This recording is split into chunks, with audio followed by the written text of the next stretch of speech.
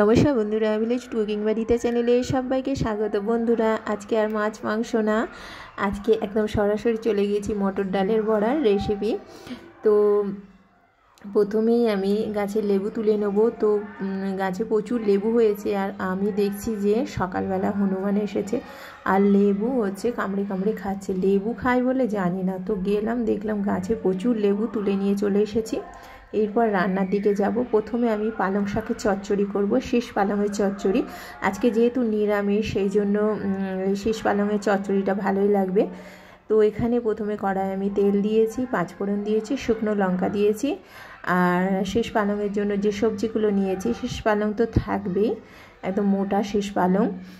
আর সবজিগুলো যে আছে আলু, মূলো, বেগুন, শিম, তো যেগুলো দরকার শীষ পালংয়ের সবই নেওয়া আছে। এরপরে আলুটাকে তেলের মধ্যে তুলে একটু বেশ ভাজা ভাজা করে নিয়েছি ঢাকা দিয়ে। এরপর ঢাকনা খুলে মশলাগুলো অ্যাড করছি। ধনে গুঁড়ো, জিরে গুঁড়ো, হলুদ গুঁড়ো, লবণ, একটু মরিচ গুঁড়ো, একটু লঙ্কার গুঁড়ো, লবণ দিয়ে মশলাগুলো দিয়ে ভালো করে নেড়ে চেড়ে দিয়ে একটু অল্প করে, অনেকটাই যেহেতু রয়েছে, তো হাফ পালং শাক দিয়ে দেবো, দিয়ে একটু ঢাকা দিয়ে দেবো, নরম হয়ে যাবে, তারপরে বাকি পালং শাকটা দিয়ে দেবো। তো এই শীষ পালং কিন্তু শীতকালে তো খুবই ভালো লাগে, আর এই শীতকালে কিন্তু শীষ পালংটা পাওয়া যায়। আর এই শীষ পালং ভাতেও ভালো লাগে, শীষ পালংয়ের চচ্চড়ি, আর মুড়িতেও ভালো লাগে, রুটিতেও ভালো লাগে, সবেতেই ভালো লাগে।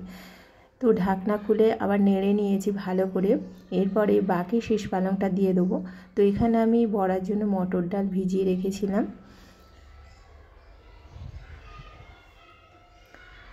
রাত্রিরে ভিজিয়ে রেখেছিলাম, তো সকালে মিক্সিতে পেস্ট করে নেব। তো এরপরে ঢাকনা খুলে আবার সবজিটাকে নেড়ে নেব, নিয়ে আবার ঢাকা দিয়ে দেবো। তো সবজির জলেই কিন্তু সেদ্ধ হয়ে যাবে, আমি আর এক্সট্রা করে জল দেব না। জল দিলে কিন্তু রান্নাটা স্বাদটাই কিন্তু নষ্ট হয়ে যাবে। শাকের যে জল, সেই জলেই হয়ে যাবে। তো অল্প পরিমাণে চিনি দেবো, এটা একটু মিষ্টি মিষ্টি ভালো লাগবে। আমাদের বাড়ির সামনেই গার্লস স্কুল রয়েছে, তো এখানে মাইক বাজছে, খেলার প্রতিযোগিতা হচ্ছে। সামনে প্রাইমারি স্কুল, আর একটু রোডের ওই ফুটেই হচ্ছে গার্লস স্কুল, ওখানে আমার মেয়ে পড়ে। তো এখানে পালং শাকটা ভালো করে নেড়ে চেড়ে নিয়েছি।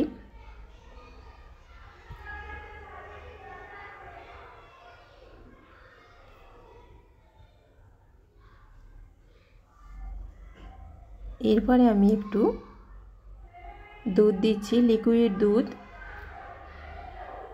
হাফ কাপের মতো লিকুইড দুধ দিয়েছি। দিয়ে সবজিটাকে আবার নেড়ে চেড়ে নিচ্ছি ভালো করে, বেশ একটু ঘন্ট ঘন্ট হবে, খেতে ভালো লাগবে।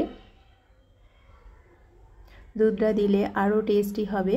তো হয়ে গেছে পালং শাক। এরপরে আমি বড়ার দিকে যাচ্ছি। তো ডালটাকে মিক্সিতে পেস্ট করে নিয়েছি। এরপরে এই ডাল বাটার সঙ্গে লবণ দিয়েছি পরিমাণ মতো, হলুদ গুঁড়ো, একটু মরিচ গুঁড়ো দিয়ে ডালটাকে ভালো করে ফেটে নেব।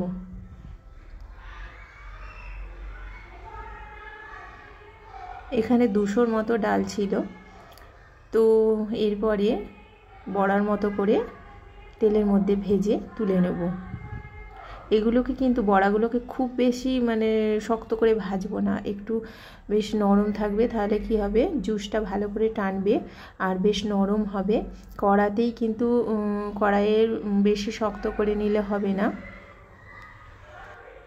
তো বড়াগুলোকে তো উল্টে দিয়েছি, বেশ লাল করে ভেজে তুলে নিচ্ছি, বাকি যেটা রয়েছে সেটাও ভেজে তুলে নিচ্ছি। তো বড়া তো ভাজা হয়ে গেছে। এরপরে একটু গ্রেভি বানাবো। তো প্রথমে আমি সাদা তেল দিয়েছি, হাফ চামচের মতো আদা পেস্ট দিয়েছি, হলুদ গুঁড়ো দিয়েছি, লঙ্কা গুঁড়ো দিয়েছি,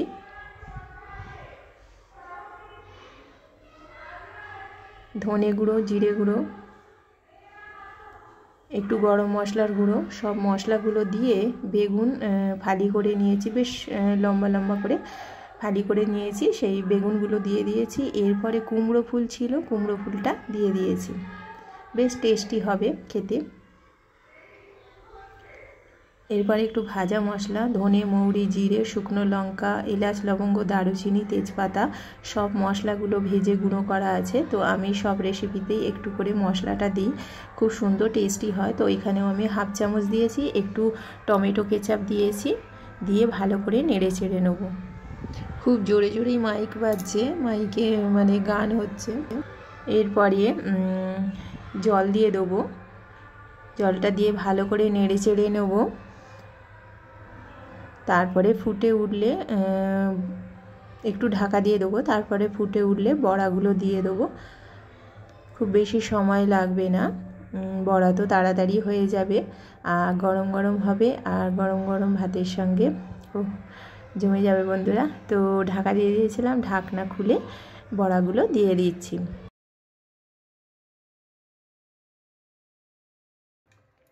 একদম ঝোলের মধ্যে একদম মানে ভেসে উঠেছে, বেশ ফুলে উঠেছে বড়াগুলো। তো বাকি কিছু বড়া রেখে দিয়েছি, গরম ভাতে খাবো।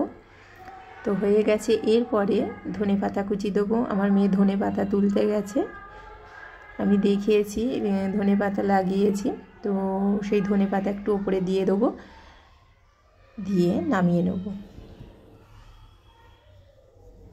নিরামিষ দিনে মাছ মাংস ডেলি না খেয়ে যদি এইরকম বড়া যদি রেসিপি করা যায়, ও বন্ধুরা অসাধারণ লাগবে। তো আজকের মতো টাটা বন্ধুরা, আবার অন্য দিন অন্যরকম ঘরোয়া রেসিপি নিয়ে